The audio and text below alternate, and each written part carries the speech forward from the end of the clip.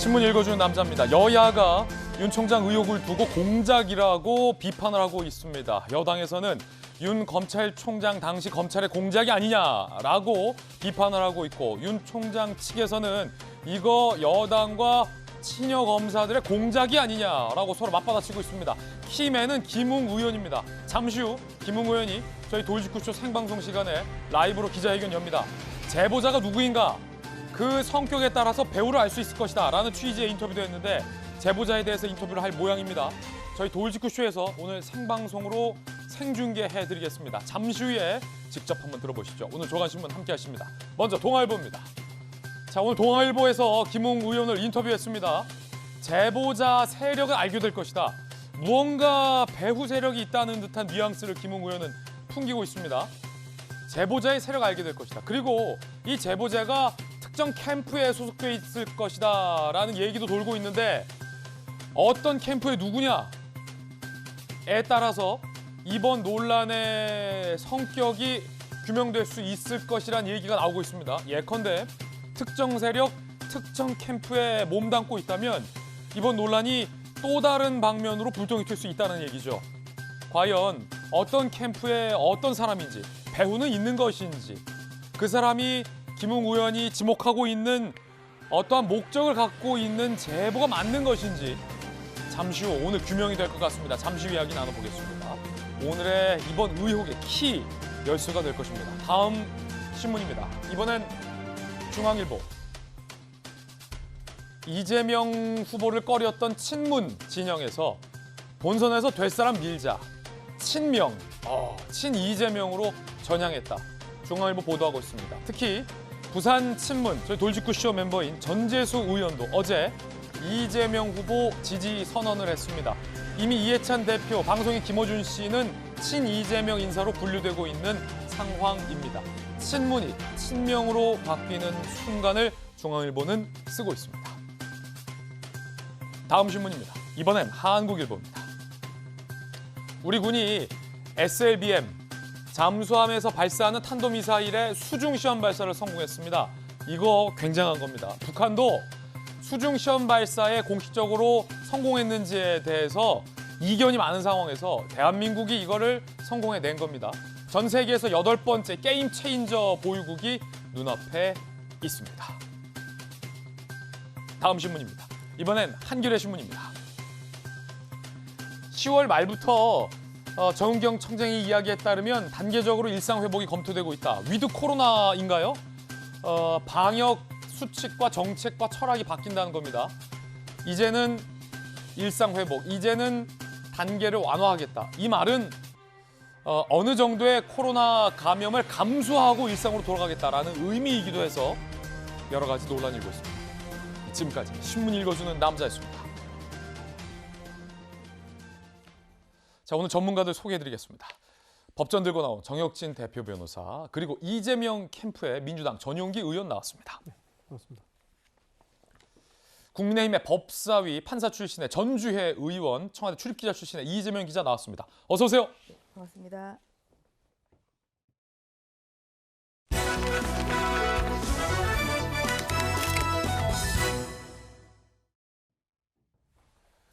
윤석열 검찰총장 측에서 고발을 사주한 것 아니냐라는 의혹과 관련해서 핵심 키맨 열쇠를 쥐고 있는 사람은 다름 아닌 김웅 의원입니다. 김웅 의원의 여러 매체들과의 인터뷰가 서로 엇갈리는 측면도 있고, 일각에서는 김웅 의원이 왜 이렇게 시원하게 말을 안 하고 있느냐라는 비판의 목소리 또한 많습니다. 그런 키맨 김웅 의원이 잠시 후에 저희 돌직구쇼 생방송 시간에 기자회견을 자청했습니다.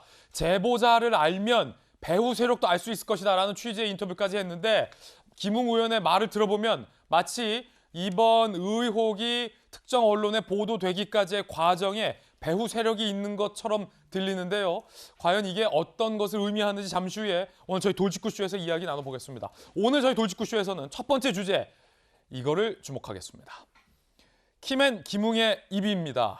자, 일단 현재까지의 논란을 한 판으로 정리해보면 4월 총선 직전 매체 보도에 따르면 검찰이 김웅 의원 측에게 유시민, 최강욱 등 여권 인사를 고발하는 고발장을 전달해서 고발을 사주했다라는 의혹이고, 손준성 검사가 김웅 의원에게, 김웅 의원이 국민의힘 관계자에게 제공한 것 아니냐라는 의혹이 현재까지 제기됐고, 손준성 검사는 쓴 적도 준 적도 없다. 국민의힘에서는 당이 접수한 문서 없다라고 하고 있는 상황입니다. 현재까지 논란 한판으로 정리해드렸고, 키맨은, 열쇠는 김웅 의원이 쥐고 있는 건데, 김웅 의원이 이상하리만큼 본인이 문건을 받았는지 안 받았는지에 대해서도 확실하게 얘기하지 않고 있고, 전달을 해줬는지 안 줬는지에 대해서도 명확히 얘기를 하지 않고 있어서 비판을 받고 있는데, 제보자에 주목해야 된다라고 주장하고 있습니다. 함께 보시죠. 자, 김웅 의원이 동아일보와 인터뷰했습니다. 자, 이런 얘기를 했어요. 제보자 누군지 안다. 아니, 그러면 본인이 받고 전달해 줬다라는 의미입니까? 지금은 황당한 캠프에 있다. 캠프 중에서 황당한 캠프가 어떤 캠프예요? 상당히 궁금해지는데요.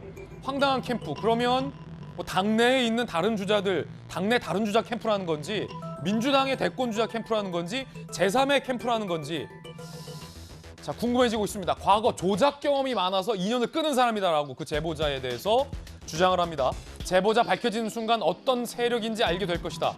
윤석열, 유승민을 모두 잡으려는 것이다 라고 주장을 했습니다.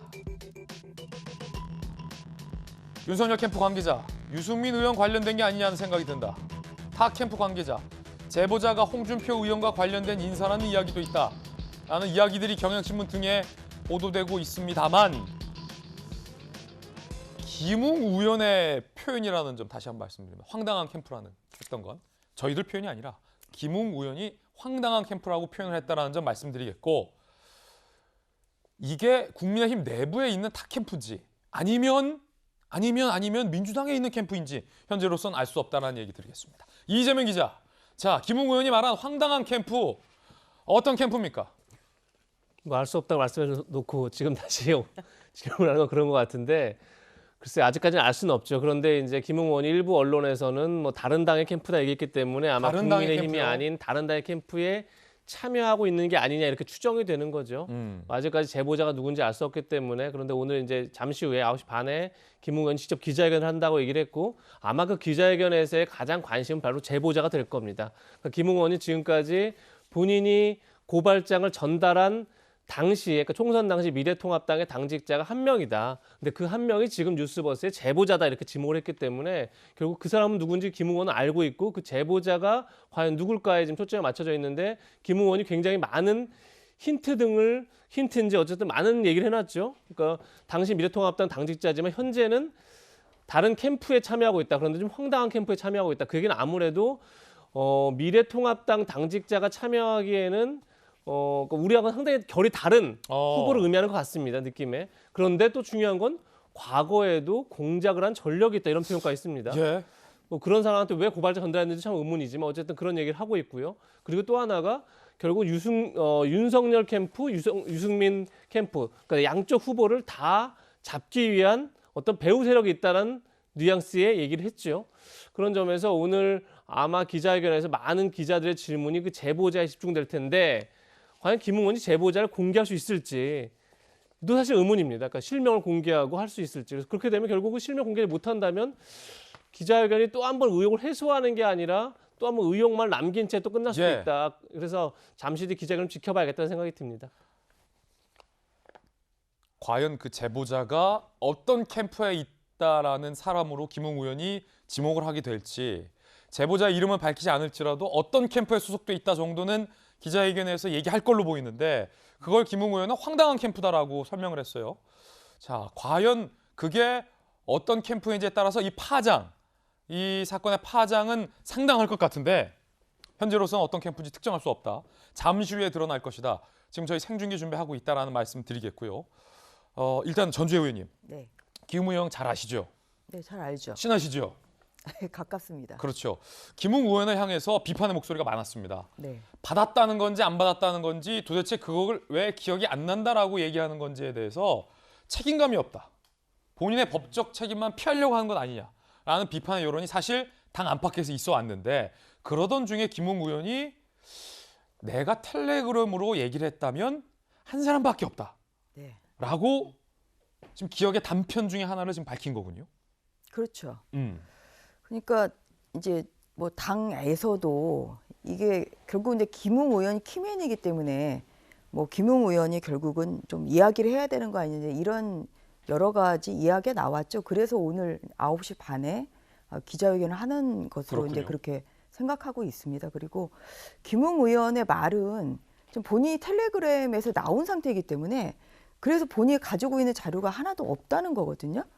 그래서 저는 그 김웅 의원의 그런 또 기억이 뭐 작년 4월 뭐 3일 8일은 총선을 얼마 앞둔 시점이었기 때문에 굉장히 정신이 없는 시기였죠. 그래서 본인이 텔레그램에서 나온 상황이고 그리고 또 기록해 둔 것도 없고 그리고 또 가지고 있는 자료도 없고 이제 이러다 보니까 이제 말이 왔다 갔다 좀 하는 것 같아요. 그래서 조금 후에 있을 이제 기자회견에서 좀 본인의 기억을 다듬어서 그래도 일관성 있고 좀 정확한 말을 좀 해주면 좋겠다. 그렇죠. 예, 그런 기대를 하고 있고요.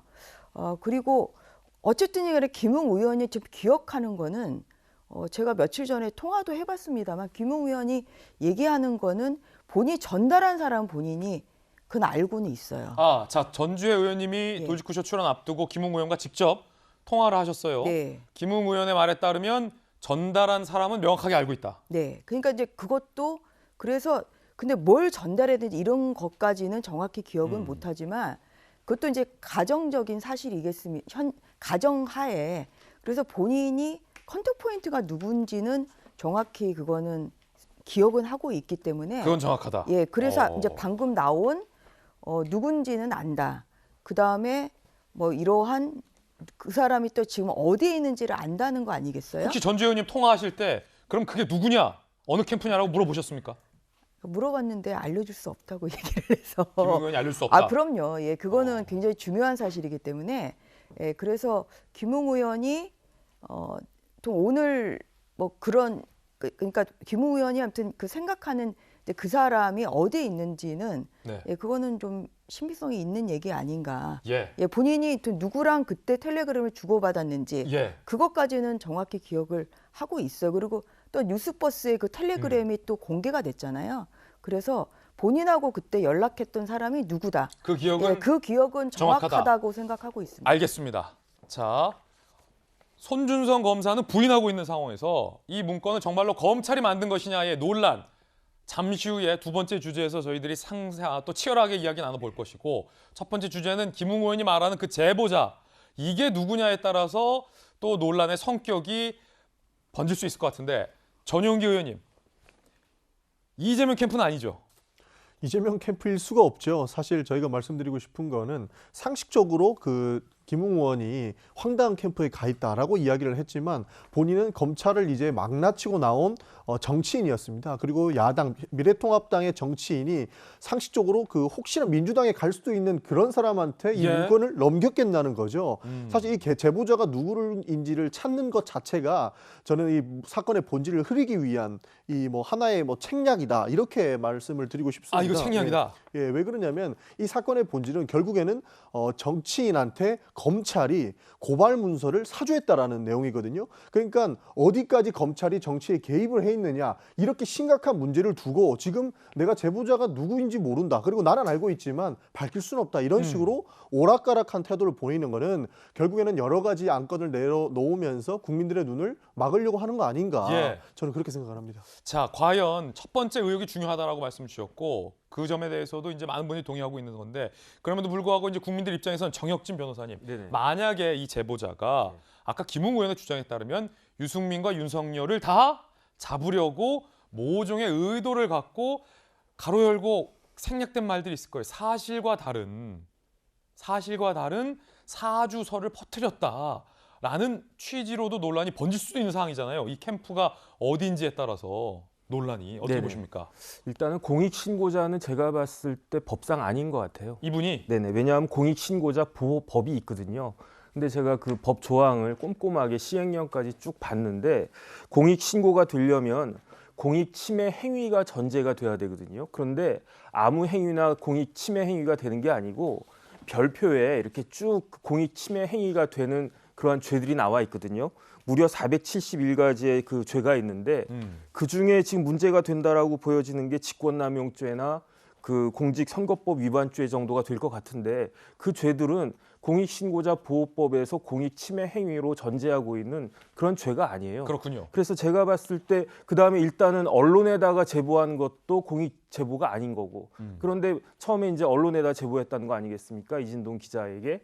그리고 나서 이제 대검에다가 신고를 했다라고 하는데 그럼 뭐 대검에다 했으니까 수사기관에 고발한 것 정도는 될 수 있을지 몰라도 공익신고자는 제가 봤을 땐 아니라고 생각이 되고 법정 요건이 안 된다. 네, 그다음에 거기에다가 김웅 의원이 이제 주장하는 것이긴 하지만 만약에 그 내용이 거짓이거나 부정한 목적을 가지고 있는 것이다라고 하면 공익신고자 보호법상 그 자체만으로도 이거는 공익신고자가 될 수가 없다. 저는 예. 그렇게 판단이 돼서 그렇군요. 왜 공익신고자라고 하는지 저는 잘 납득이 안 됩니다. 자, 우리가 뭐 여러 가지 가짜 의혹들이 지난해와 뭐 연말 초까지 있었잖아요. 알 수 있겠지만 그렇기 때문에 이 사안의 본질을 규명하는 것이 중요합니다. 이게 정말로 검찰이 작성한 거고 야당의 고발을 사주한 것이라면 이 제보자의 성격도 그에 따라서 규명될 수 있겠는데 만약에 손준성 검사나 야당이 주장하는 것처럼 이 의혹 자체가 사실 무근인데 정치적인 목적에 따라서 날조된 의혹을 제보했다면 당연히 공익신고자가 될 수 없을 것 같다라는 생각도 들기 때문에 이 사건 규명이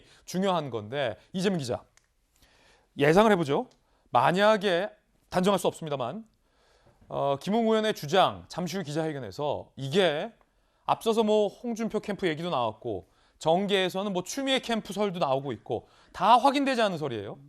김웅 의원이 어떤 캠프의 누군가다라고 특정을 했는데 그게 혹 유승민, 윤석열 캠프와 적대적인 사이라면 그게 여든 야든 그렇다면 논란이 어떻게 좀 전개될까요?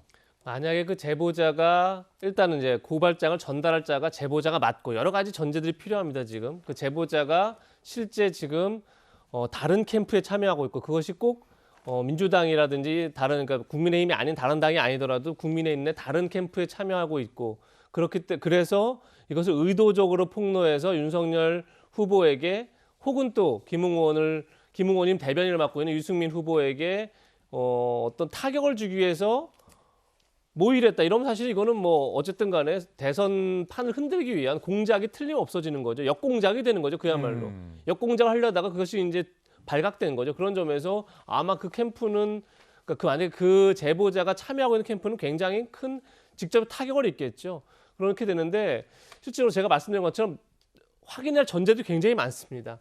그러니까 실제 고발자가 제보자가 맞는지 그 제보자가 실제 캠프에 참여하고 있는지뿐이 아니라 아까 전에 뭐 이 사건의 본질을 약간 전용기 의원이 말씀하셨지만 실제 이 사건의 본질이 어쨌든 간에 손준성 검사가 고발장을 썼어야만 합니다. 그것이 아니라면 사실 이 앞에 모든 다른 것들 다 무너져 버리는 그렇죠. 거죠. 그런데 그거 자체가 사실 확인되지는 않은 거죠, 현재까지. 그러니까 그런 점에서 이 제보자는 김웅 의원에게 전달받은 고발장이 손준성 검사가 썼다라고 확신 속에서 제보했는지 모르겠지만 사실 그것이 아니라면 또 다른 문제가 되기 때문에 결국은 앞으로 이 제보자가 드러나더라도 확인해야 할 것도 굉장히 많지만 어쨌든 간에 이 제보자가 참여하고 있는 캠프 입장에서는 상당한 타격을 받을 수밖에 없지 않을까 이렇게 예상할 수 있을 것 같습니다. 그 가운데 국민의힘의 김재원 최고의원은 이 논란 자체가 내부 암투 속에서 나올 것이다 라고 주장을 했습니다. 함께 보시죠. 지금 한 함수로 치면 3차, 4차 함수쯤 되는 것 같아요. 김재원 최고, 김웅 의원, 제보자 어떤 세력인지 안다면 당연히 밝혀라. 내부 암투 가능성을 전혀 배지 못한다. 후보자가 여러 명이니까 그런 상황으로 보고 있는 분들이 있다. 김재원 최고의 생각과 주장은 이 제보자가 뭐 민주당이나 타 당의 캠프가 아니라 국민의힘 내부의 다른 후보 캠프에 소속돼 있을 가능성도 배제하지 못한다라는 얘기를 지금 하고 있는 그런 상황입니다. 전주혜 의원님, 네. 국민의힘 내의 다른 캠프? 어떤 캠프? 김재원 최고는 혹시 어떤 캠프를 생각하는 걸까요? 저희가 12명의 후보가 있기 때문에 예. 여러 뭐 상상력은 동원할 수가 있겠죠. 그래서 이제 이게 이제 국민의힘에 뭐 이것도 가정적인 사실입니다만 뭐 국민의힘의 뭐 그 당시에 이제 선대위 관계자에게 전달했다 뭐 이제 이런 얘기가 나오고 있기 때문에 이게 뭐 내부에서 이런 제보가 있을 수 있는 가능성을 전혀 이제 배제할 수는 없는 거죠. 근데 이제 이제 김재원 최고는 이제 그런 전제하에 이제 얘기를 좀 했지만 또 김웅 의원은 오히려 이제 우리 당이 아니다, 국민의힘이 아니다 이제 이렇게 그런 좀 뉘앙스로 얘기를 하고 있기 때문에 예. 그래서 이따 저는 개인적으로는 9시 이제 30분에 이루어질 기자회견에서 좀 그 사람이 지금 현재 국민의힘에 있는 건지 아니면 다른 당에 있는 건지는 좀 밝히는 것이 좋겠다. 이게 오히려 잘못하다가는 의혹을 좀 키울 수가 있기 때문에 그렇죠. 예, 그런 좀 생각을 가지고 있고요. 그다음에 저는 이게 본질이 굉장히 중요하다고 생각하는 게 뭐 손준성 검사가 이 고발장을 작성했냐 사실 뭐 그것도 물론 중요하게 밝혀야 될 사실입니다만 이 뉴스버스에서 이제 쓴 거는 이거 아니겠어요? 윤석열 지시로 이렇게 수사정보정책관실이 그렇죠. 예, 뭐 이렇게 또 사주를 했다. 이제 이게 가장 이제 중요한 거라서 사실은 여기 이 뉴스버스의 제보나 현재 지금 여당에서 주장하고 있는 건 사실은 그 손가락에 가리키는 거는 손준성 검사가 아니라 윤석열 후보인 거죠. 여당의 주장은 그렇죠. 예. 그리고 뉴스버스의 기사 내용도 그래요. 예. 윤석열 총장이 고발을 사주했다. 그것 때문에 뭐 지금 정치권이 발칵 뒤집힌 거 아니겠어요? 전주혜 의원께서 그래서 박범계 법무부 장관에게 며칠 전에 네. 법사위에서 아니 그러면 문재인 대통령의 측근 김경수 지사가 여론조작에 동참했으니 문재인 대통령이 지시한 거냐라고 질의하셨죠. 네, 그래서 그런 논리가 가능한 거죠. 그래서 이게 1단계는 손준성 검사의 고발장 작성 사실이 밝혀야 되겠지만 그다음에 계속 냄새를 풍기는 거는 윤석열 총장, 그 당시에 이제 대검 총장이 윤석열 총장인데 그 손준성 검사가 그 대검의 수사정책 그 담당관이기 때문에 그래서 윤석열 총장이 시킨 거 아니냐 지금 이거 아니겠습니까? 예. 그래서 그거는 지금까지 나온 게 없다는 거죠. 네. 아무리 봐도 그거는 구체적인 근거도 없고 정확한 증거도 전혀 없는 거예요. 그래서 그렇게 비약시키는 건 안 된다. 이게 이제 국민의힘의 입장이고요. 그래서 그런 식으로 몰아가려는 것이 이것은 정치 공작이다. 이건 저희가 단호하게 이것은 대응을 하고 있습니다.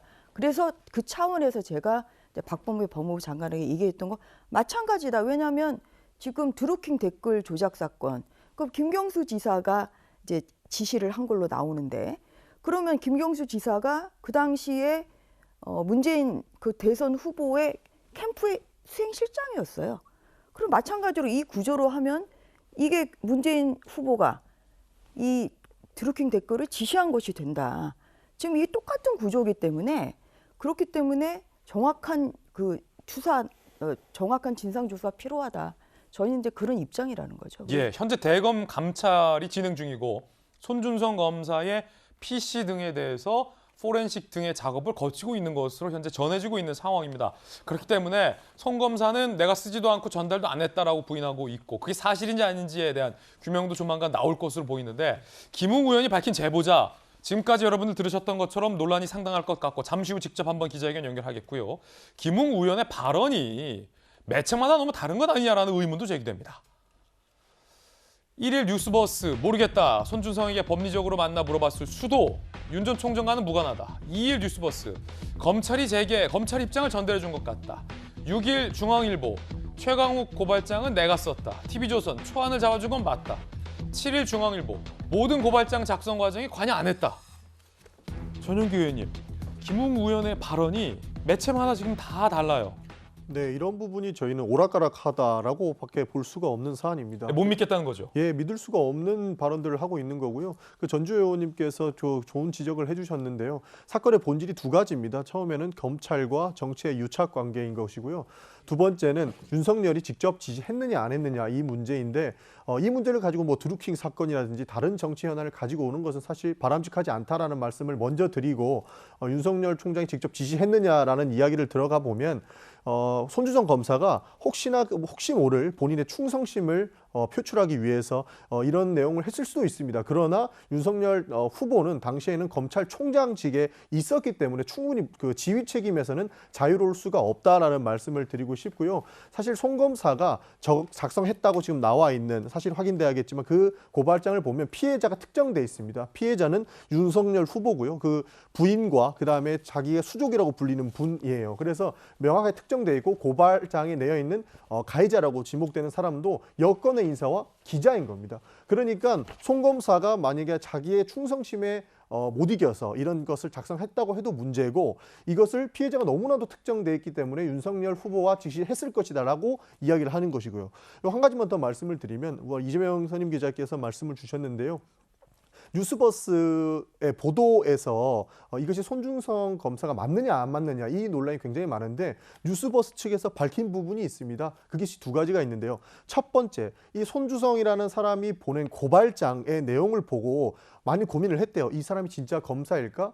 혹시나 제3의 인물이 나오지 않았을까라는 의심을 했다고 하는데, 이 고발장에 보면 실명 판결문이라는 겁니다. 그러니까 실명 판결문은 판사나 검사 그리고 그 피해 당사자, 당사자만 확인을 할 수 있는 그 3명 말고는 확인이 불가능한 자체인 것이죠. 그래서 이것은 검찰 내부나 판사나 당사자라고 확정을 지었던 것인데, 당사자가 야당한테 이것을 넘겼다라는 것은 사실 상식적으로 말이 안 되는 내용이라서 일단은 검사 측을 한번 보자라고 해서, 두 번째 논란은 손주성 검사라는 것이 혹시나 동명이인의 가능성이 있지 않습니까? 그래서 또 검찰 내부에 조사를 또 해보니까 손주성이라는 사람은 단 한 명으로 지목이 된다는 거죠. 그것이 바로 윤석열의 수족이라고 불리는 지금 해당 당사자 손주성 검사 하나밖에 없었다. 그래서 굉장히 많은 이제 과한 추정일 수도 있지만, 이 손주성 검사가 김웅 의원에게 이 고발장을 전달했다, 이렇게 지금 결론이 나가고 있는 것으로 알고 있습니다. 자, 이게 지금 여당의 입장인 거고, 손준성 검사 본인은 쓰지도 않고 전달한 바도 없다라고 밝히고 있다는 점도 좀 말씀드리겠습니다.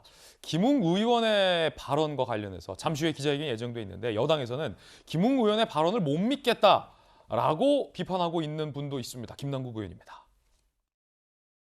그 사실을 기억 못한다는 게 말이 안 되거든요. 기억이 안 난다라고 하면서 책임을 회피하고 있어서 이거는 좀 거짓말의 가능성이 저는 매우 높다라고 보고 있습니다.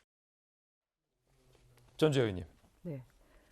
김남국 의원이 하고 싶은 얘기를 좀 하는 것 같아요. 그거는 믿고 싶지 않겠죠. 그런데 그 월요일 이제 법사위에서 이제 장제원 의원님이 9월 2일에 김웅 의원과 뉴스버스의 녹취록이 9월 그러니까 이제 나왔는데요. 그 전날인 9월 1일 오후 9시 반에 김웅 의원과 또 뉴스버스가 통화한 게 있단 말입니다. 그래서 이제 그거를 그날 질의하면서 그 내용을 좀 말씀하셨는데, 가장 이제 중요한 거는 윤석열 총장하고는 관계가 없다. 김웅 의원이 단호하게 그렇게 얘기를 했어요. 그게 9월 1일이고요. 그런데 이제 9월 2일에 그 녹취한 것만 가지고 윤석열 총장이 사주를 했다, 이렇게 기사를 썼기 때문에 이제 그런 부분에서 이게 불리한 건 숨기고, 뉴스버스의 보도 자체가 의도가 있다. 유리한 거는 지금 내세우고, 그래서 이것이 오히려 뉴스버스가 무슨 의도로 이렇게 이런 기사를 쓰는 것이냐, 그리고 이런 게 결국은 허위 사실 아니냐, 이런 것을 저희가 강하게 좀 이의 제기를 했던 것이죠. 그리고 하나 제가 또 뉴스버스가 그날 지난 월요일에 이 고발장 전문을 저 공개를 했어요. 근데 저는 이게 사실 이거를 과연 손준성 검사가 썼을까 하고 생각을 하는 저한테 게, 잠시만 주세요. 제가 잘 보이게 좀 들고 있을게요. 저도 이거 대검찰청 규정이라고 쓰거든요, 이게. 근데 여기 보면 대검찰청 공공수사부장 규정 이렇게 쓰진 않습니다. 이거는 그래요? 굉장히 아마추어들이 쓰는 거예요. 그러니까 어떤 대검의 어떠한 그 고발장의 시스템을 모르는 사람이 좀 썼을 가능성이 크다. 저 읽어봤는데요. 이게 손준성 검사도 지금 자기는 이런 걸 작성한 사실이 없다고 지금 얘기를 하고 있고, 사실 이거는 뭐 굉장히 그 고발장에서는 기본이 안 되는, 이렇게 쓰지는 않는다는 거죠. 그래서 그런 면에서도 과연 이걸 손준성 검사가 작성을 했을까 하는 이런 합리적 의심이 좀 가능하다. 자, 이 부분과 관련돼서도 자, 일단은 이견이 좀 있다. 여당 측에서는 이거는 프로의 솜씨다. 그런데 또 판사 출신하셨지만 야당에서는 오히려 이게 아마추어의 솜씨다라는 의견도 있으니까 좀 지켜봐야 될 것 같습니다. 잠시 후에 김웅 의원이 기자회견 하는데 지금 나왔습니까? 가시죠. 시작하겠습니다. 안녕하십니까, 김웅 의원입니다. 모 매체의 보도 이후 제기된 의혹에 대해 제가 아는 선에서 최대한 상세히 설명을 드리겠습니다. 우선 모 매체를 통해 보도된 해당 고발장은 제가 작성한 것이 아님을 명백히 밝힙니다. 당시 대화는 보도된 고발장의 존재 자체를 인지하지 못한 상태에서 제가 최 모 의원의 관련 문제를 당내에서 최초로 제기했다는 점을 밝히는 것이었고, 실제 보도된 본건 고발장은 저와 관련이 없습니다. 이와 관련해서 일각에서 제가 정치 공작에 가담했다는 루머를 퍼뜨리는 세력이 있는데, 이는 명백한 허위사실 유포이며 엄중히 법적 조치를 취할 예정입니다. 본건 고발장을 검찰 인사로부터 받아 당에 전달했다는 의혹과 관련하여 말씀드리겠습니다. 본건 고발장 등을 받았는지는 기억나지 않고 이를 확인할 방법도 없습니다. 하지만 모 매체의 기사에 나온 화면 캡처 자료에 의하면 제가 손모 씨라는 사람으로부터 파일을 받아서 당에 전달한 내용으로 나와 있습니다. 이 자료들이 사실이라면 정황상 제가 손모 씨로부터 그 자료를 받아 당에 전달한 것일 수도 있습니다. 하지만 일각에서는 조작 가능성을 제시하고 명의를 차용했다는 주장도 있습니다. 현재 저에게는 기록이 남아있지 않고 그 진위 여부는 제보자의 휴대전화와 손모 검사의 PC 등을 기반으로 조사기관에서 철저히 조사하여 하루빨리 밝혀주시기 바랍니다. 앞서 두 번의 공식 입장에서 밝혔다시피 저는 당시 총선 공식 선거운동 기간 동안 선거운동에 집중하느라 저에게 제보되는 많은 자료에 대해 검토할 시간적 여유조차 없었습니다. 그리고 당원으로서 제보받은 자료를 당에서 검토할 수 있도록 바로 전달한 것입니다. 윤석열 전 총장 측에서도 보도된 자료의 조작 가능성을 제기하고 있는 상황 속에 제가 어떠한 증거 자료를 제시하지 못하면서 저의 단순한 기억력에 의존한 추측성 발언을 한다면 더 큰 혼란을 빚을 것이라 생각합니다. 조사기관에서는 조속히 이 사태의 실체적 진실 규명을 위해 총력을 기울여 주시기 바랍니다. 사실관계를 밝히기 위해 저도 최대한 협조하겠습니다. 정부 여당에도 강력히 경고합니다. 실체가 불분명한 사안을 두고 각종 음모론을 제기하며 야당의 대선 예비 후보들을 흠집내려는 일체의 공작을 중단하십시오. 그리고 저는 어찌됐든 이런 불미스러운 일에 관여된 거에 대한 책임을 지고 지금 현재 제가 맡고 있는 유승민 선거운동본부 캠프에 대변인직을 내려놓도록 하겠습니다. 이상입니다. 풀에서 나와야 된다. 자, 이제 김웅 의원이 기자들과의 질의응답을 좀 받을 것으로 보이는데요. 지금 내가 작성한 거 아니다. 그리고 손주성 검사에게 받았는지 안 받았는지 기억 안 난다. 라고 말했고요.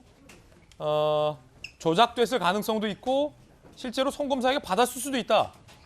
라는 좀 명쾌하지 않은 입장, 기존의 입장을 유지했습니다.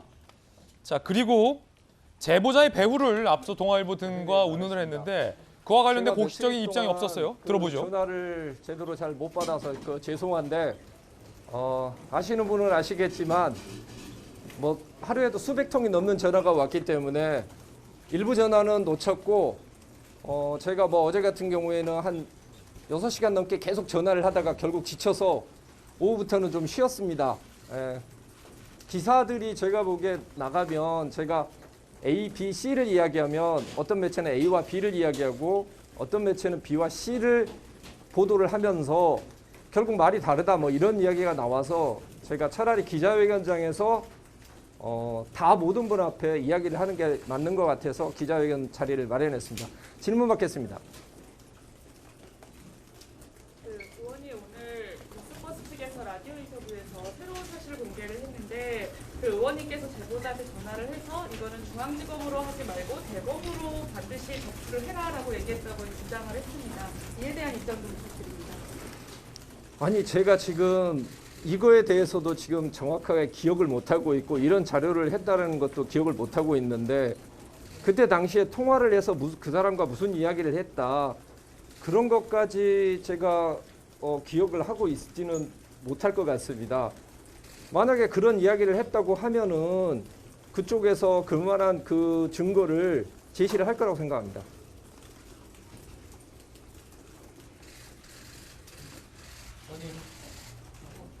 예.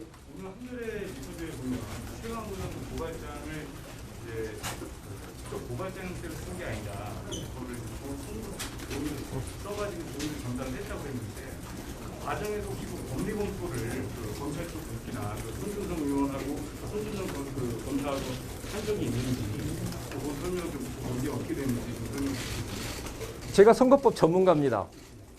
그리고 제가 알기로 손모 검사는 기획통으로 알고 있고요.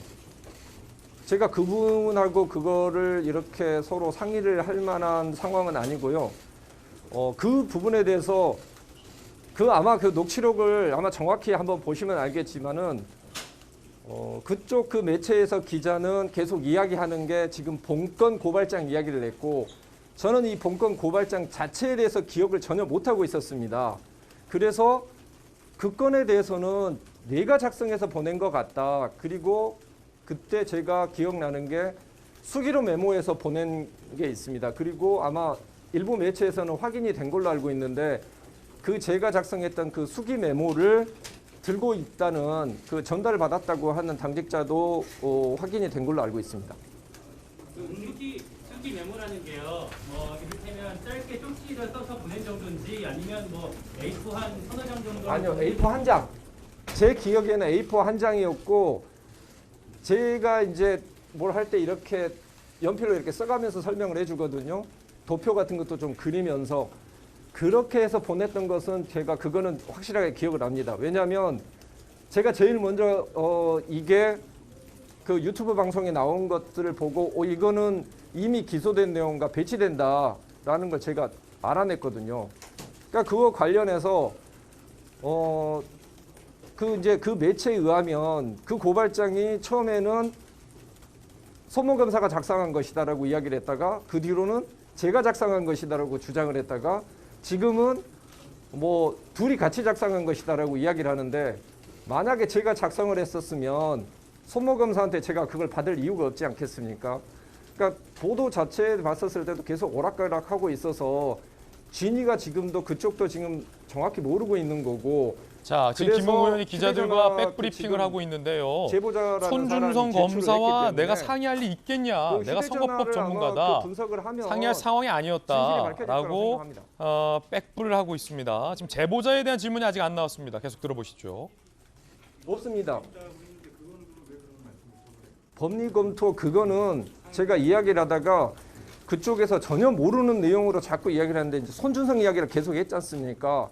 근데 그 녹취록을 보시면은 저는 이 고발장 자체에 대해서 전혀 모릅니다. 근데 손준성 이야기가 계속 나와서 그때 당시에 제가 손준성 검사하고 문자를 나눈 적은 있습니다.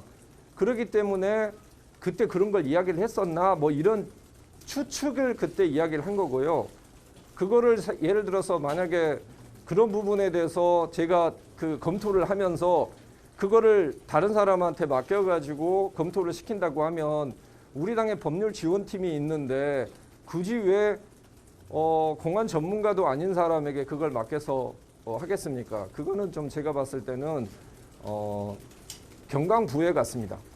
문자로 방금 이제 손준성 검사와 문자를 나눴다는 것은 어떤 내용의 문자를 나눴고 문자 외에 대화나 통화나 같은 대화가 나온 적이 있으신지. 제가 사실은 제가 지금 기억이 나지 않는다고 하면서 지금 뉴스버스 기사에 대해서 정확하게 이게 사실이 아닐 수도 있다라고 생각하는 제 나름대로 근거는 뭐냐면 제가 손준성 검사하고 사실 자, 그 지금 뭐 문자를 사건의 나눴던 본질과 것은 관계없는 기억이 뭐 나거든요. 메모장 그때 어떤 식으로 얘기 문자를 질문들이 계속 보냈냐면 오가고 있어서 지금 자, 대검 요거는 안에서 총장이 지금 상당히 사안의 외로운, 어떤 지엽적인 상황이라고 부분이라는 들었다. 생각이 좀 들고 그러니까 너라도 잘 현장 듣기를 해보고 기자들도 힘내라. 이런 김웅 문자를 의원이 인터뷰했고 경고 주장했었던 문자를 보낸 적은 과연 있습니다. 제보자가 그건 제가 기억이 납니다. 어떤 배우가 있다는 그래서 거냐, 어떤 뭐 캠프냐, 그런 어떤 황당 부분들 캠프냐라는 대화를 본질적인 질문이 좀 나누려고 나와줘야 될 것 그런 취지로 같은데 이야기한 겁니다. 현장 기자들 사이에서 지금 그런 질문이 안 나가고 있는 게 좀 아쉽고요. 김웅 의원이 자, 그 부분과 관련돼서 기자회견에서 왜 입장을 밝히지 않았는지에 대한 질문도 좀 있어야 될 것 같아요. 그 부분을 제가 기억이 나면은 그러면은 제가 그 전에 그러니까 그때 사실은 제가 자다가 일어나서 첫 번째 전화를 받았을 때부터 그걸 제가 기억을 했다 그러면 그 부분에 대해서 제가 그냥 그래 받아서 전달했어 이렇게 이야기를 하지 않았겠습니까? 근데 그 부분은 그때도 그러고 지금도 그렇고 정확하게 기억이 나지가 않습니다.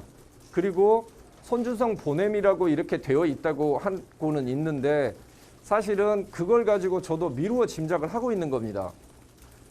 설마 이 매체에서 제보자는 모르겠지만 매체에서 조작했을 리는 없기 때문에 이게 사실이고 이게 내 이름이 맞다고 하면은 그렇다고 하면 이름 정황상 손준성이라고 이름이 붙어진 사람으로부터 자료를 받아서 넘겨줄 가능성을 배제할 수는 없다는 겁니다.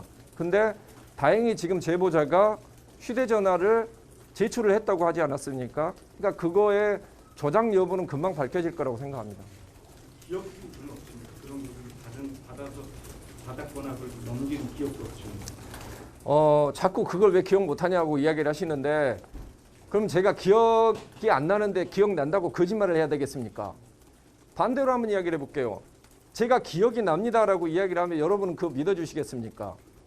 그게 1년 4개월 전이고 당시 저는 선거운동하느라고 그 바쁜 와중이었는데 그 보도 자료에 의하면 100페이지가 넘는 자료인데 그거를 언제 보고서 그거를 검토해서 넘겨줄 수 있었겠느냐. 그리고 당시는 뉴스버스 기자하고 두 번째 통화를 했을 때 첫 번째, 두 번째 모두 전혀 이 내용에 자, 대해서 김웅 의원은 인지를 전혀 못하고 있는 그 상태에서 여부에 이야기를 대해서 하는 게 지금 기억이 안 맞는데 난다. 갑자기 그걸 어떻게 손준성 기억하느냐. 검사에게 내가 받았는지 안 라고 받았는지에 물어보시면은 대해서도 기억이 안 난다. 제가 그 부분에 조작 대해서 가능성도 답을 있다. 드리겠습니다. 사실일 수도 있다라는 그러니까 얘기가 지금 하고 관점에 따라서 있고요. 보면은 왜 자, 기억을 김웅 의원의 못하냐라고 발언의 볼 수도 진위 여부에 있지만은 대한 평가도 아마 정치권에서 그거를 또 있으리라고 기억하는 보고요. 게 김웅 의원이 중요할 동아일보와 수도 있다고 인터뷰한 봅니다. 그 다른 매체들과 인터뷰했던 제보자를 특정 캠프, 황당한 캠프, 배후 세력.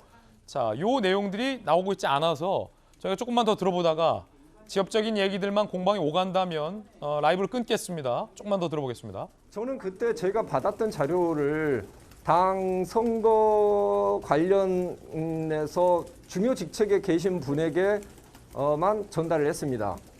그리고 뭐 조금 더 나가서 이야기를 하자면은 뭐 그분이 사실 그분에 대해서는 지금 공익신고자 신분이 됐다기 때문에 신분을 밝힐 만한 이야기를 못하지만 그 뉴스버스 자료 위에 보면은 제 이름이 저장돼 있는 게 나와 있습니다.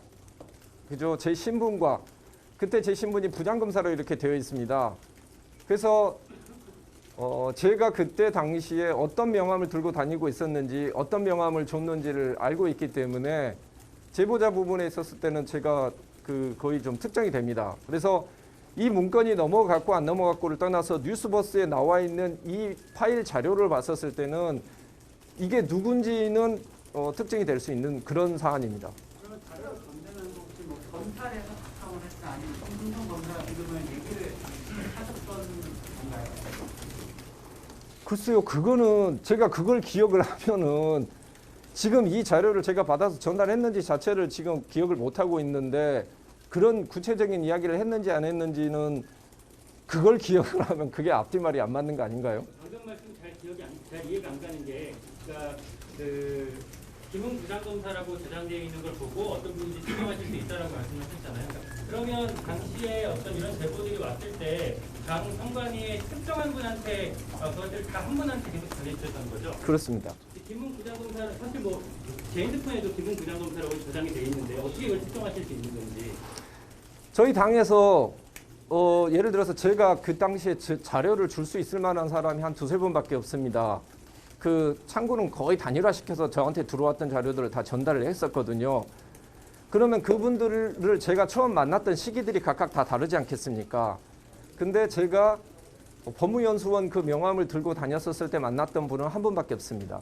그래서 특정이 된다고 말씀드리는 겁니다. 지금 공익신고자로서 실명은 밝힐 수 없다고 말씀하셨는데 오늘 일부 한겨레 신문 같은 경우에는 이니셜을 말씀하신 걸로 보이는데 그 부분을 좀 설명을 해주시면 그리고 한 가지 더 그 손준성 검사하고 평소에 어떤 뭐 안부라든지 당시 검찰 내부 상황 말고 이런 정치적인 그런 안건을 평소에 저한테 이야기하시는 사이 있잖아요. 그 이니셜 부분은 사실 공익신고가 나오기 전에 이야기를 한 거였고요. 사실 그 이니셜은 사실 혹시 이런 일이 벌어질 수 있을 것 같아서 실제 성 이니셜과 다른 이니셜을 사용을 했습니다. 뭐 예를 들면은 그쪽에서 혹시 제가 뭐 유출했다고 할 수도 있을 것 같아서 다른 이니셜을 사용을 한 거고요. 손준성 검사하고는 같은 동기이긴 하지만은 뭐 따로 둘이 만나서 같이 이렇게 술을 마시고 뭐 밥을 같이 먹을 만한 그런 사이는 아니고요. 그렇기 때문에 뭐 어려운 자리에 있기 때문에 격려는 해줄 수는 있습니다. 근데 그거 이외에 다른 이야기, 뭐 개인적인 이야기나 어떤 세상 돌아가는 이야기를 할 만한 그런 사이는 아닙니다. 그 의원님께서 특정하시는 그 제보자라는 분이 예. 특정 캠프 소속이라고도 그때 말씀하신 걸로 알고 있는데요. 예. 지금도 그거는 그 생각은 동일하신가요? 공익 제보자 신분이기 때문에 제가 더 이상은 말씀을 드릴 수 없지만 나중에 밝혀지면은 제 이야기의 진위도 확인이 저절로 될 거라고 알고 있습니다. 예. 그렇다면 의원님 그 관계자는 왜 이거를 제보했다고 판단하시나요? 그분이 밝혀지면 그분 신원이 밝혀지면 제보 경위도 아마 밝혀질 거라고 생각합니다. 이 일이 벌어지게 된 경위도 아마 이해가 될 거라고 생각합니다. 좀 더 구체적으로라도 생각하시는 부분이 있으시면 말씀해 주시면 아 그건 추측이라서 그 추측을 말씀드리기는 어렵고. 예. 혹시 의원님 그 제보자는 뭐 김혜호 캠프에 있다 그거는 너무 나가는 것 같은데요. 아니 그 야당의 대선 중단 후보를 좀 중단하라고 이렇게 말씀하셨는데 이거는 그 사단이 벌어지게 된 배경은 야당 내의 어떤 권력 압수라기보다는 여당에서 어떤 공격이라든지 이런 게 좀 있다고 의심을 하시는 것 같아요. 그 지금 공익 제보자 신분이 됐기 때문에 더 이상 말씀을 못 드리는 건데 자, 지금 그분 김웅 신원이 의원이 나오면은 아마 자연스럽게 풀릴 의문이라고 생각합니다. 공익신고자 신분이 됐다고 하는데 정확한 사실관계는 공익신고 신청을 했지 공익신고자로 지정이 되지 않았어요. 김웅 의원이 지금 잘못 알고 있을 가능성이 있는데 어쨌든 제보자에 대해서 밝히지 저는 못하겠다라는 그분을 뵌 적도 입장을 없고 견제하고 있고 모르겠습니다. 그 지나가면서 제보자가 인사를 했을 특정 수는 캠프에 있지만 소속돼 있는 건 그분한테 맞다. 물어보시면 그런데 알겠지만 밝힐 수는 그분하고 없다. 서로 하지만 만나서 서로 제보자 신원이 성성하고 밝혀지면 인사를 이게 한 적은 어떻게 없습니다. 논란이 그리고 됐는지 그 경위도 알 수 있을 것이다. 그러니까 김웅 의원의 머릿속에 어떤 일정의 시나리오가 있어요. 그리고 어떤 의도를 갖고 그 제보자로부터 이 논란이 촉발됐다라는 생각을 하고 있다라는 게 좀 읽혀지는데 어떤 캠프고 어떤 경위고 본인이 어떻게 추측하는지에 대한 근거는 무엇인지에 대해서 지금 전혀 이야기를 하고 있지 않은 상황입니다. 자, 제가 조금 부연 설명드렸습니다. 그게 아마 그 유튜브 방송 나가고 다음 날 기사가 떴어요. 그래서 제가 그 유튜브 방송을 다시 봤습니다. 근데 제가 그 전에도 분명히 그 아드님 조 모 씨의 아드님의 그 인턴 관련해 가지고 기소가 된 걸로 알고 있는데 아니라고 이야기를 하더라고요. 그래서 제가 예전에 인천에서 선거 사건을 담당을 했지 않습니까? 이거는 바로 걸리는 문제다라고 해서 제가 당에서 제일 먼저 그 문제를 제기를 했고 그래서 그 법률 지원단 쪽에 연결이 되는 분을 만난 자리에서 설명을 해줬습니다. 이게 왜 공직선거법 위반이 되는가? 그리고 검찰에서는 이게 왜 기소를 할 수밖에 없는가? 이미 기소된 내용과 배치되기 때문에 기소를 할 수밖에 없다. 이걸 도표로 이렇게 적어서 정리를 해줬고 그걸 아마 건네줬을 겁니다. 그 종이를. 그래서 저는 그때 당시에 그거 고발장 내가 작성한 건데 라고 생각을 하고 있었던 건 제가 건네줬던 그거라고 생각을 한 거죠. 그리고 저는 이제 그 뒤로 잊어먹고 있다가 한참 뒤에 고발된 사실도 저는 몰랐었어요. 근데 유죄 선고가 됐다고 해서 뭐가 유죄 선고가 됐느냐라고 봤더니 공직선거법 부분이어서 저는 그때 그 제가 보낸 건가 보다 생각했는데 며칠 전에 뭐 매체 기사를 보니까 고발장이 다른 쪽 그러니까 제가 전달받았다라고 그렇게 지금 그 보도가 된 그 고발장과 거의 유사하다라는 이야기를 듣고서 그때 보고서 이거 뭐야, 내가 그때 잡아줬던 내용과 전혀 다르네. 그걸 그때 알게 된 겁니다. 의원님이 그려주셨던 그 쪽지랑 8월 고발장이랑 내용이 상이하다는 말씀이시죠? 전혀 다르죠. 기본적으로 저는 이제 어떤 일을 하고 뭘 풀어나갈 때 사실관계부터 먼저 이야기를 합니다. 사실관계를 먼저 이야기를 하고 그다음에 법리에 대해서 분석을 하고 관련 판례를 붙이는 식으로 그런 식으로 거의 모든 걸 작성을 하고 있는 거고, 문구나 이런 걸로 봤었을 때 뭐 막말로 제가 메모를 해서 이렇게 준 거라서 그거하고는 전혀 형식도 달랐습니다.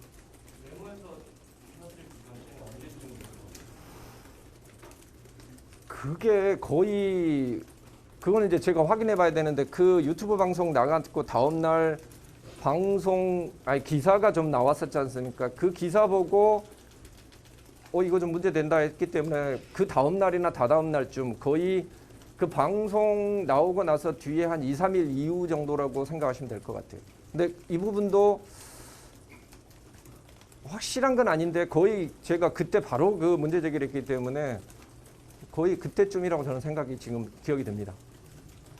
최강욱 의원 말고 다른 범여권 정치인들하고 그 7명의 그 언론인들에 대해서 고발하는 여러 명에 대해서 고발할 그 고발장은 그거는 관련하시지 않습니까?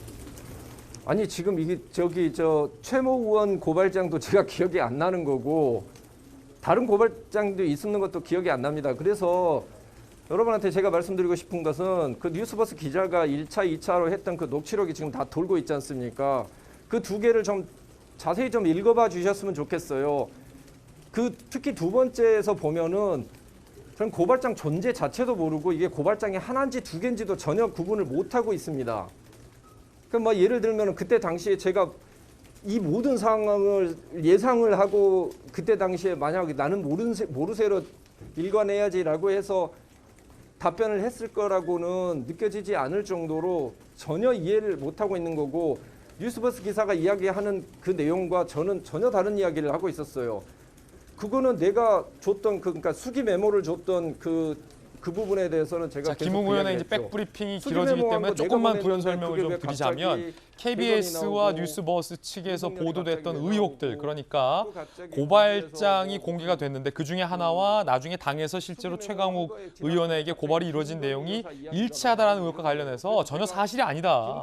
내가 그 고발장을 쓰지도 않았고 지금 뉴스버스가 보도한 것, 나는 단순히 최강욱 의혹과 관련해서 A4 용지 한 장 정도의 메모지만 당에 전달한 건데 그것과 실제 지금 뉴스버스 등에서 보도되고 있는 내용이 전혀 다르다. 그러니까 KBS나 뉴스버스의 그리고 또 한겨레 신문의 고발장들이 상당히 유사하다라는 의혹 보도는 사실이 아니다라는 것을 김웅 의원은 주장을 하고 있습니다. 상당 시간을 할애해서 설명을 하고 있는 대목입니다. 여러분들의 이해를 돕기 위해서 제가 잠깐 부연 설명했습니다. 이야기를 한번 좀 다시 한번 잘 읽어보시면 제가 지금 이야기하고 있는 게 정말로 진짜 기억이 안 나서 하는 건지 기억이 안 나는 척 하는지는 그때 그 대화를 다시 한번 쭉 읽어보시면은 조금 이해가 되실 거라고 생각합니다.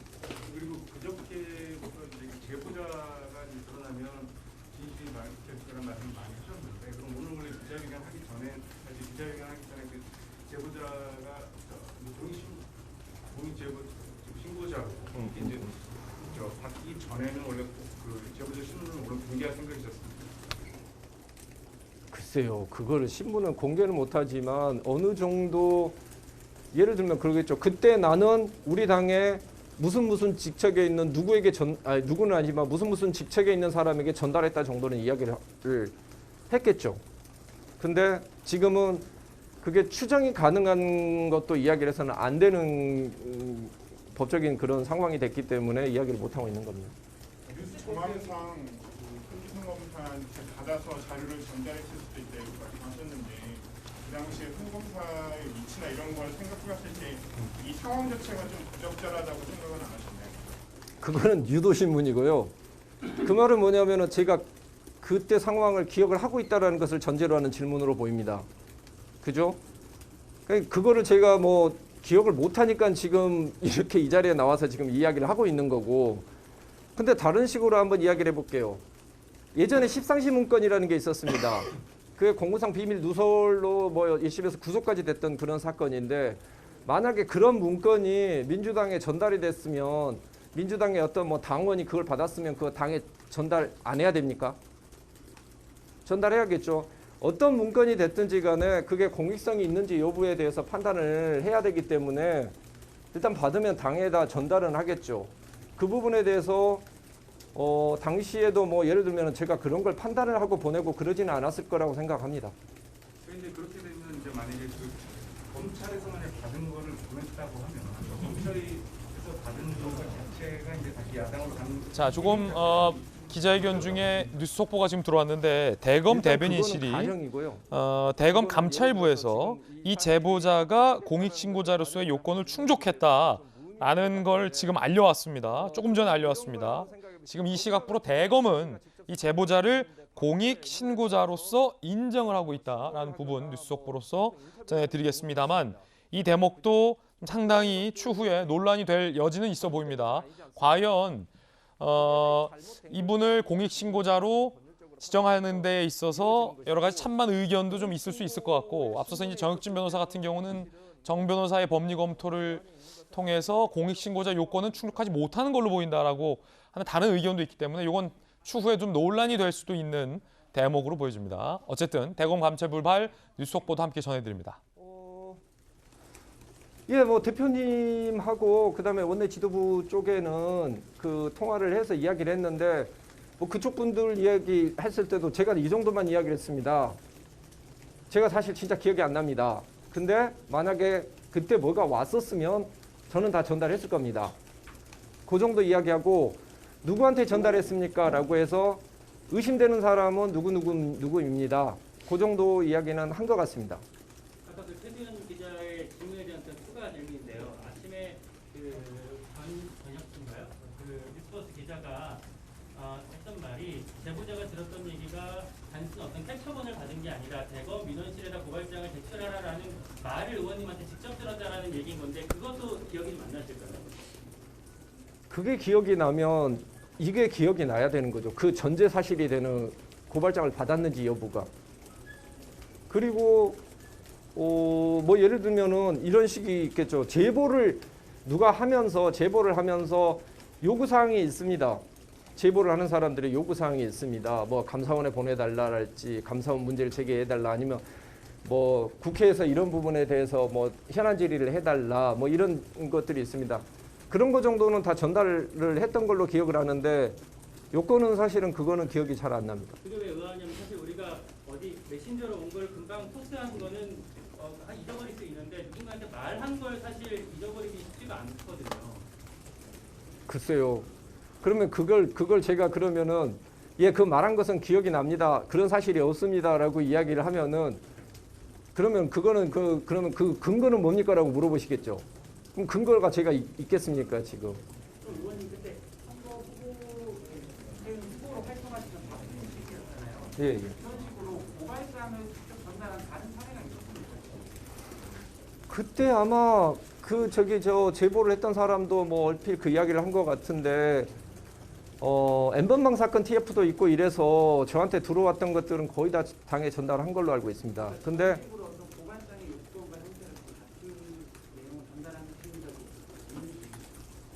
일단은 제가 그때 당시에 경황이 없기 때문에 들어오는 건 그냥 그대로 다 전달을 하지, 그거를 가지고 제가 예를 들면은 지금 보도자료에 의하면 이게 100페이지가 넘는 자료라고 하지 않습니까? 100개가 넘는 자료라고.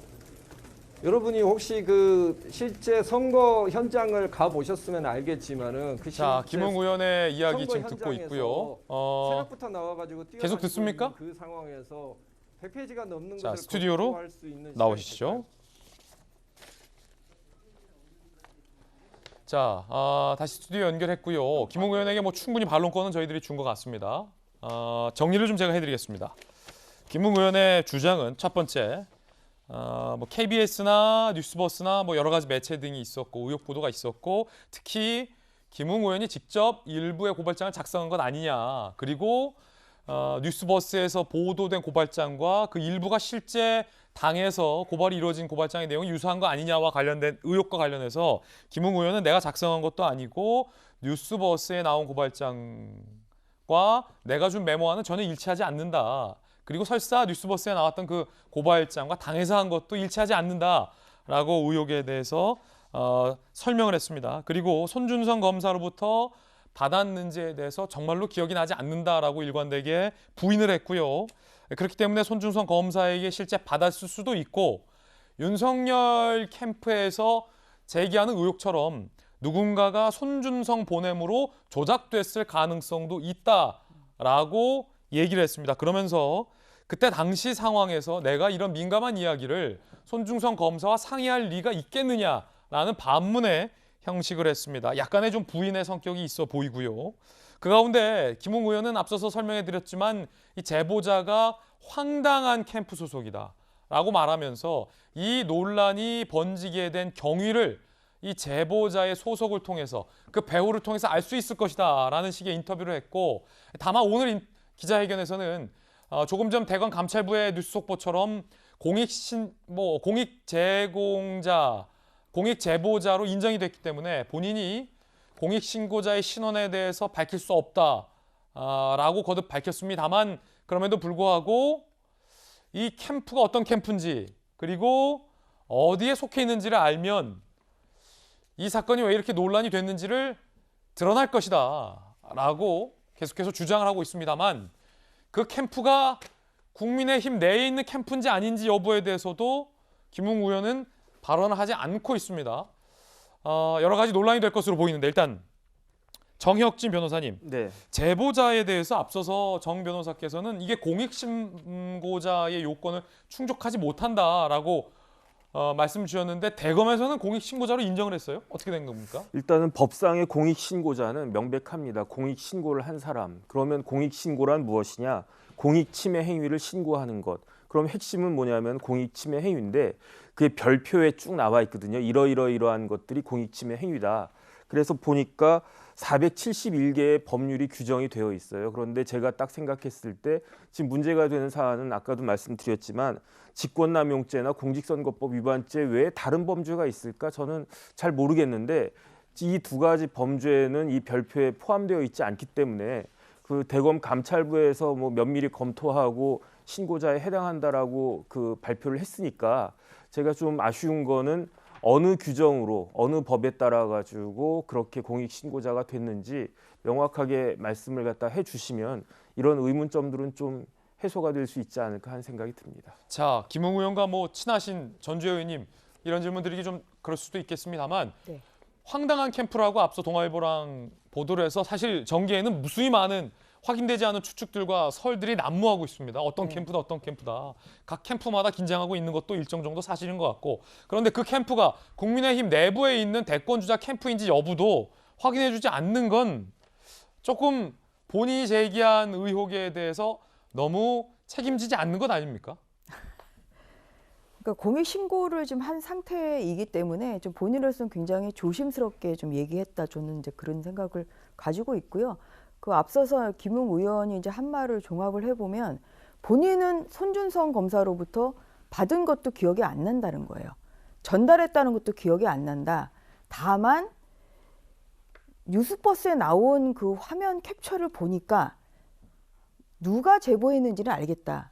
지금 이런 거거든요. 그래서 본인은 기억이 안 나기 때문에 이 제보자와 손준성 검사를 조사를 해보면 사실관계가 나오리라고 생각한다. 지금 이제 그런 내용인 거죠. 그래서 참 이게 오늘 뭐 여러 가지 좀 그 시청자분들도 궁금하신 게 많을 텐데 좀 김웅 의원이 좀 한 그 이야기가 궁금증을 다 해소하지 못해서 좀 그런 면에서는 좀 아쉬운 점이 있고요. 현재로서는 그 황당하다라는 캠프, 제보자가 속해 있는 캠프가 국민의힘 내부인지 민주당인지 뭐 알 수 없다. 김웅 의원이 못 밝히니까 그런 상황이군요. 네, 그리고 그 이제 제보자가 이제 공익 신고자로 지금 그렇게 인정을 했기 때문에 대검에서 아마 지금 현재는 진상조사 단계거든요. 그런데 월요일에 박공계 법무부장이 갑자기 그 질의 중에 이거 이제 감찰해야 되겠다 이런 얘기를 하는 거예요. 근데 이제 진상조사 감찰 그 다음에 좀 수사인데 제가 봤을 때는 대검에서 공익 신고자로 이렇게 인정한 이상은 아마 이제 수사 단계로 갈 가능성이 굉장히 크다고 보입니다.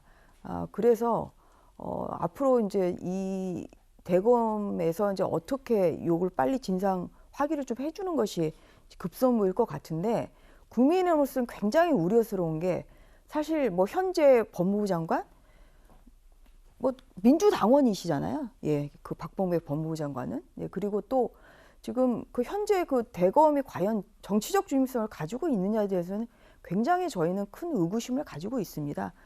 그렇기 때문에 이렇게 좀 석연치 않게 공익신고자로 인정한 것도 사실 석연치가 않고요. 그 다음에 또 이렇게 앞으로 좀 이루어질 어떠한 그런 진상조사나 감찰 뭐 이런 것이 또 과연 객관적으로 이루어질 수 있겠냐 하는 좀 큰 저희는 우려를 가지지 않을 수가 없습니다. 자, 이번에 전용기 의원께 좀 질문 드리겠습니다. 앞서서 전 의원께서 김웅 의원이 제보자 운운을 하는 것이 본질을 흐리고 국면을 전환하려는 의도가 있는 것이다. 굉장히 부적절하다는 비판 주셨는데 결국 오늘 기자회견에서 드러난 것은 냉혹하게 말하자면 새로운 건 하나도 없다라는 건 말씀드릴 수 있겠어요. 왜냐하면 손준성 검사에게 받았는지 안 받았는지에 대해서도 명확하게 기억이 나지 않는다라는 주장을 되풀이하고 있고 그 근거는 없습니다. 국민들이 김웅 의원의 말을 믿을지 안 믿을지에 대한 국민들의 선택이 남은 거고 제보자와 관련해서 어제 전까지 계속해서 뭐 탑캠프 황당하다 배우 세력 유승민 윤석열을 쓰러뜨리려는 뭐 의도가 있을 것이다라고 주장을 했지만 그 근거도 지금 사실은 김웅 의원이 제대로 좀 밝히지 못한 상황으로 보여요. 이 대목 어떻게 보십니까? 방금 말씀해 주신 부분 때문에 저는 이게 눈 가리기를 위한 물 흘리기라고 볼 수밖에 없습니다. 왜냐하면 지난 뭐 언론 보도라든지 각종 인터뷰에서 얘기했듯이 제보자를 밝힐 수 있을 것처럼 마치 제보자가 타 캠프에 있는 것처럼 혹은 뭐 민주당이나 타당에 있는 것처럼 이야기하면서 이 본질을 흐리는 모습을 보여왔습니다. 그런데도 지금 기자회견에서 자신의 소견을 모두 발표하는 기자회견에서도 아무런 내용이 밝혀지지 않았기 때문에 오히려 그런 더 의혹이 강해지지 않았나 이런 생각을 가지고 있고요. 사실 오늘 기자회견과 백브리핑을 우리가 함께 지켜봤지만 이 의혹들이 사실로 밝혀지기 위해서는 꼭 신속한 수사가 필요할 것 같다라는 말씀을 드리고 싶습니다. 기자회견을 보셔도 뭐 배우자 그다음에 뭐 공작 운운하면서 결국에는 나는 기억이 나지 않고 나는 증거가 없다. 이미 내 증거는 삭제가 되었기 때문에 확인할 수 없다. 그러니까 제보자의 휴대폰을 제출했으니 그것을 확인하라라고 이야기하면서 본인은 어떻게든 이 상황을 빠져나가고자 하는 모습만을 보이고 있거든요. 그래서 굉장히 부적절하다라고 말씀을 드리고 싶습니다. 본인만 빠져나가는 건 아니냐라는 전용기 의원의 의혹 제기인데 사실 이게 정치권에서 큰 파장이 이재명 기자, 이해찬 대표가 지난 총선 때 3가지 정도 공작을 하고 있다는 제보를 받았다. 역시 근거 없습니다. 이해찬 대표가 지난 총선 때부터 3가지 공작이 있다라는 제보를 받았다라는 주장을 하면서 이 판을 굉장히 키워놨어요. 그런 상황에서 지금 김웅 의원의 기자회견은 아무것도 규명을 하지 못한 상황이고 반대로 야당의 이준석 대표는 이거는 공작이고 생태탕 시즌2가 될 수 있다라고 또 선언을 하고 나왔기 때문에 키맨이라는 수식어가 조금은 무색해져요. 공익신고자라서 말하지 못하는 것에 대해서는 충분히 이해는 하지만 적어도 김웅 의원이 무엇을 어떤 근거를 갖고 그 제보자가 뭐 예컨대 공작 비슷한 걸 했는지에 대한 것은 밝혀야 국민들에 대한 성의이고 그래야 이게 여야 간의 정치 공방으로 불필요한 정치 공방으로 번지지 않게 할 수 있는 어쩌면 오늘의 마지막 기회였는데 그 기회를 김웅 의원이 좀 충족시키지 못했다. 뭐 이런 좀 개인적 생각도 듭니다. 어떻습니까? 어쨌든 김웅 의원의 기자회견을 딱 한 문장으로 정리하면 기억나지 않는다로 정리될 것 같습니다. 뭐 그렇기 때문에 특별히 뭐 저기에서 어떤 새로운 내용을 확인하고 그래서 뭐 의혹을 해소하는 차원은 부족했다. 그런데 일단 뭐 제보자가 특정했다 본인도 얘기한 거고 그래서 본인은 기억나지 않지만 결국은 이 문제를 풀게 손준성 검사의 PC와 그다음 제보자 휴대전화를 검찰에 제출했으니까 결국은 제보자의 휴대전화를 통해서 실체적 진실을 밝혀야 되고 그럴 때 자기가 적극적으로 협조하겠다 이렇게까지 얘기를 했기 때문에 결국은 실체적 진실 자체를 김웅 의원은 검찰로 넘긴 거죠. 대검 넘겼다고 볼 수밖에 없을 것 같고 결국은 대검의 감찰이든 수사 결과를 지켜봐야 하는데 저는 여기서 하나 좀 이제 말씀드리고 싶은 건 지금 뭐 전용기 의원, 전주 의원 나와 계시지만 양쪽 공방을 벌입니다. 전용기 의원은 이미 실체적 진실 상당 부분 확인됐다고 믿고 있습니다. 야당은 이제 여당이 그렇게 믿고 있는 거죠. 뭐 손준성 보냄이라는 문구가 있고 거기에 나온 뉴스버스가 보도한 고발장이 있고 실제 고발장과 유사한 내용이 있고 여러 가지 있는데 반대로 또 윤석열 캠프 측에서는 10가지로 반박을 또 합니다. 전혀 그것이 사실이 아니라 하나씩 또 반박을 합니다. 제가 뭘 말씀드리고 싶냐면 이건 논리와 합리로 추론하는 영역은 아닙니다. 분명히. 논리와 합리로 추론하기 시작하면 공자일 가능성이 10가지 넘을 수 있고 또 반대로 역공자일 가능성이 10가지 넘을 수 있는 겁니다. 이건 결국은 어떤 증거를 가지고 판단할 영역인데 정치권이 이미 지금 추론으로 정쟁을 벌이고 있는 거죠. 그런 점에서 저는 이제 그것을 좀 더 일찍 끊는 게 김웅 의원이 할 일이라 생각했는데 뭐 김웅 의원이 실제 기억이 안 나는 것 같으니까 뭐 이게 뭐 진짜 그냥 거짓말하고 있는 것 같은 느낌은 아니니까 결국은 대검이 얼마나 빨리 움직여서 뭔가를 규명해낼 수 있느냐. 물론 전재 의원이 말씀하신 것처럼 야권은 대검의 감찰 수사를 참 믿지 못하겠다 하지만 저는 거기서부터 이 사안을 다시 출발해야 되지 않나 싶습니다. 자, 전용기 의원님, 이해찬 대표가 3가지 정도 공작을 하고 있다는 제보를 받았다. 이건 그거 있는 얘기입니까? 네, 그 지난 2020년 4월에 총선 당시에 밝힌 내용입니다. 이런 시도가 있다라는 제보를 받은 것으로 알고 있고요. 그 제보가 어떤 것인지는 당시에는 파악을 하지 못했습니다. 그래서 이번 이 사건이 이 의혹이 나오면서 이 내용인 것 같다라고 이해찬 전 대표가 밝히신 바 있고요. 이 대표도 그러니까 추측이군요. 이해찬 전 당시에 대표도. 추측이었고 경고성으로 하지 말아라고 이야기를 했던 부분입니다. 그리고 우리 그 이재명 선임기자님께서 잘 말씀해 주셨는데요. 지금 전국은 여야가 모두 우리 대한민국의 대통령을 뽑기 위한 그런 중대사 앞에 이런 의혹을 가지고 오래 끌 수는 없다라고 보고 있습니다. 그래서 이 증거를 가지고 명확하게 마무리를 지어야 될 부분이 있는데도 불구하고 이렇게 기자회견을 통해서 사실상 나온 게 하나도 없는 것이 조금 석연치 않다. 이렇게 말씀드리고 싶습니다. 자, 전주 의원님 짧게 부탁드립니다. 그래서 다시 한번 저는 이제 복기를 하면 이 지금 의혹의 가장 중심은 결국은 윤석열 총장의 관여 여부입니다. 근데 오늘 지금 김웅 의원의 그 기자회견에서도 그 여부는 전혀 지금 관여했다는 이야기는 전혀 안 나오고 있고 그래서 사실 이게 지금 국민의힘이 우려하는 거는 국정감사를 앞두고 있는데 윤석열 총장을 무슨 증인으로 불러야 된다. 자꾸만 이렇게 확전을 하는 거예요. 그래서 국민의힘이 이제 이야기하고 싶은 것은 정말 사실에 근거해서 뭔가 이런 그 제대로 된 국정감사를 좀 해야 된다.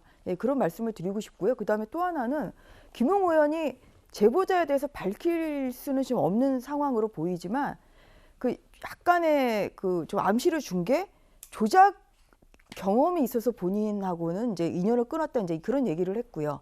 그다음에 또 조작 가능성이 있다 텔레그램에 그런 얘기를 하고 있어서 좀 이런 부분이 수사를 진상조사를 통해서 하루속히 좀 밝혀졌으면 하는 바람입니다. 자, 김웅 의원의 기자회견 그리고 해당 의혹과 관련된 구체적인 이야기들 나눠봤습니다.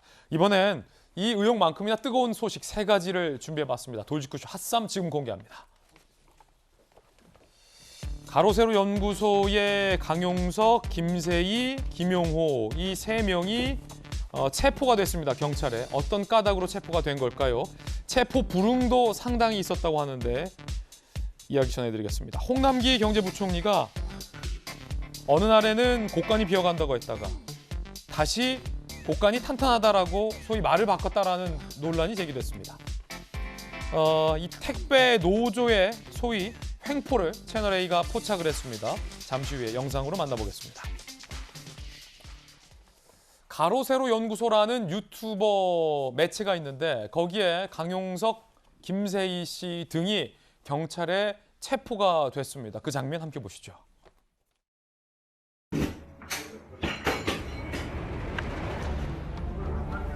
판사가 발부한 출생 영장입니다. 체포 영장입니다. 네. 집행합니다.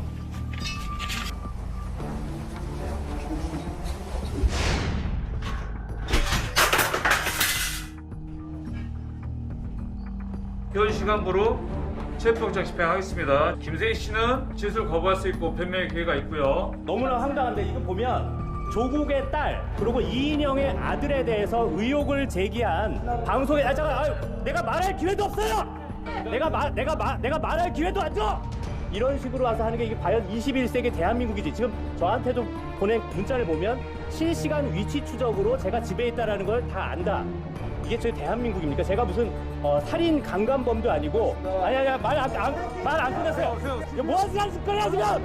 저는 이 말도 안 되는 명예훼손 사건으로 구속된 사건에 대해서 절대 용납하지 않을 거고 묵비권을 행사할 거고 정당하게 법정에서 시시비비를 가릴 겁니다. 자, 강력계 형사 출신의 박성배 변호사님 나오셨습니다. 박 변호사님 어서 오세요. 네, 안녕하십니까. 아니 이게 다 무슨 상황이에요? 왜 갑자기 체포가 된 거고 명예훼손은 뭐고 왜 경찰이 이렇게 어떤 혐의로 체포를 한 거죠? 경찰이 어제 가로세로 연구소 출연진 3명 모두를 체포했습니다. 유튜버 김용호 씨는 오전에 자택에서 검거를 했고요. 강용석 변호사와 김세희 전 기자는 9시간 이상 경찰과 대치하다가 이 경찰이 자택 문을 강제 개방해 체포에 이르게 되었습니다.